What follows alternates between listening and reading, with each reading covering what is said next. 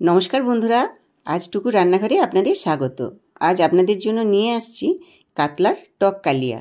তো আমি এটা কিভাবে বানাচ্ছি আপনারা দেখতে থাকুন। আজকে বাজার থেকে একটা বড় কাতলা মাছ নিয়ে আসছে, কিন্তু মাছটা কেটে আনেনি। না কাটার জন্য আমাকে বাড়িতে মাছটা কাটতে হবে। এবার আমি ভালো করে আঁশটা তুলে মাছটাকে ভালো করে ধুয়ে এবার আমি মাছটা বনিয়ে নিচ্ছি, পাখনাগুলো কেটে নিচ্ছি। খুব শক্ত পাখনাগুলো, কাটতেও সমস্যা হচ্ছে। বেশ মাছটা একটু বড়, তো সেই জন্য আমার ধরতেও সমস্যা হচ্ছে, কিন্তু কিছু করার নেই, মাছটা আমাকে কাটতে হবে। তো আমি মাছটা কেটে নিচ্ছি। এরপরে মাছটার আমি পেটি বার করে চাকা চাকা করে কেটে নিচ্ছি। এইভাবে আমার সব মাছগুলো কাটা হয়ে গেছে। এবার আমি একটা ঠাকাতে তুলে এগুলো ভালো করে ধুয়ে নিচ্ছি, ধুয়ে একটা পাত্রে তুলে নিচ্ছি।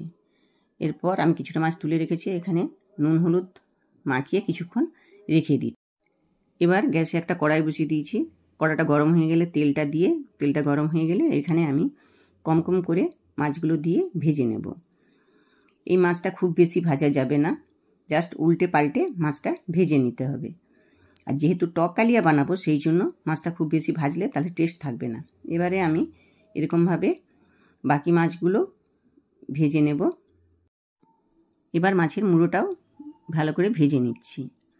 এবার ওই তেলের মধ্যে আমি এখানে জিরার ফোড়ন, লঙ্কা দুটো আর তেজপাতা ভালো করে পাকিয়ে নিচ্ছি। এবার দুটো পেঁয়াজ কেটে রেখেছিলাম ওর মধ্যে দিয়ে দিচ্ছি।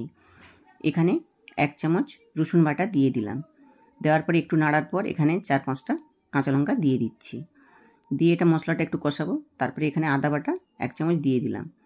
দিয়ে মশলাটা আরও কিছুক্ষণ এভাবে কষাতে থাকবো। তারপর পরিমাণ মতো নুন হলুদ দিয়ে মশলাটা আরেকটু কষিয়ে নিচ্ছি। এরপরে একটা টমেটো কেটে রেখেছিলাম ওর মধ্যে দিয়ে দিলাম। দিয়ে মশলাটা এবার কষতে থাকবো। এবার যখন তেল ছাড়ছে তখন আমি এখানে 1 চামচ কাশ্মীরি লঙ্কা দিয়ে দিলাম। দিয়ে মশলাটা এইভাবে আরও কিছুক্ষণ কষাবো। এরপর একটু একটু জল দিয়ে মশলাটা কষাতে থাকবো। এবার মশলাটা আমার পুরো কষা হয়ে গেছে। এখানে আমি আম আর রাই সর্ষে বেটে রেখেছি, সেটা আমি ওর মধ্যে দিয়ে দিচ্ছি। এটা আমি স্কিপ করে গেছি বাটাটা। আর যদি বাড়িতে কাসুন্দি থাকে আপনি কাসুন্দিও দিয়ে দিতে পারেন। যেহেতু টক কালিয়া বানাবো সেই জন্য এটা মাস্ট লাগবে। এখানে অল্প করে স্বাদের জন্য চিনিও দিয়ে দিলাম। দিয়ে মশলাটা আরও কিছুক্ষণ কষিয়ে নিচ্ছি।